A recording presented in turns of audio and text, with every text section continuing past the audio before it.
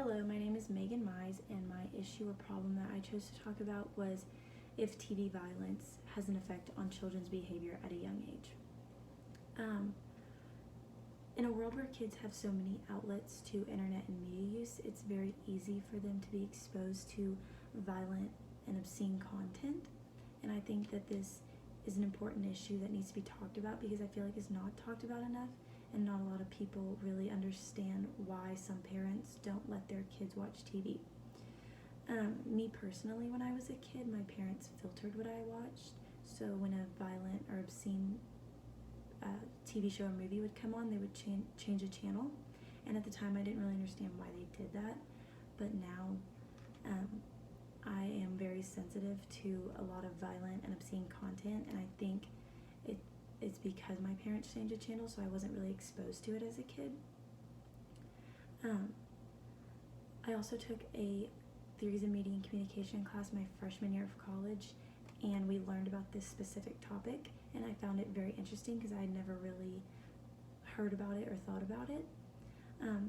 They showed us videos of people surveying kids who watched more explicit content and kids who didn't, and they gave them scenarios and asked them how they would solve the problems, and the answers of the kids who watched the more explicit content varied from the ones who didn't. From previous research and information that I learned from the theories of media and communication class, there of course are positive effects of watching TV. There's educational content, entertainment, and sports, and these things are good for learning purposes and encouraging your kids to go play a sport. But of course there is violent content on TV that kids are going to see.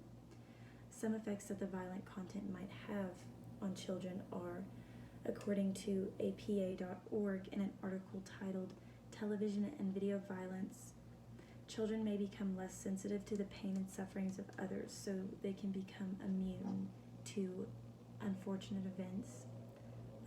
They might also identify themselves with TV show or movie characters and mimic what they see on TV, sometimes using this as an approach to solve their problems.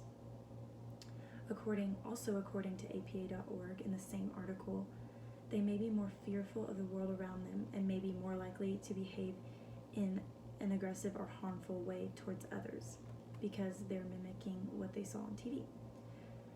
Some ways that parents can control what their kids see on TV is when violent or obscene movies come on, they can change a channel, and in the event that the child does see the violent content, just assure them that what they're seeing isn't real and that it can lead to real physical harm.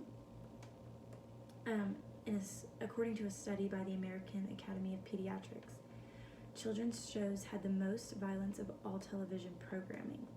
On average, there were about 20 acts of violence in kids' shows in about 1 hour. So by the age of 18, they would have seen 200,000 acts of violence. And some kids cannot differentiate between what is real and what is not.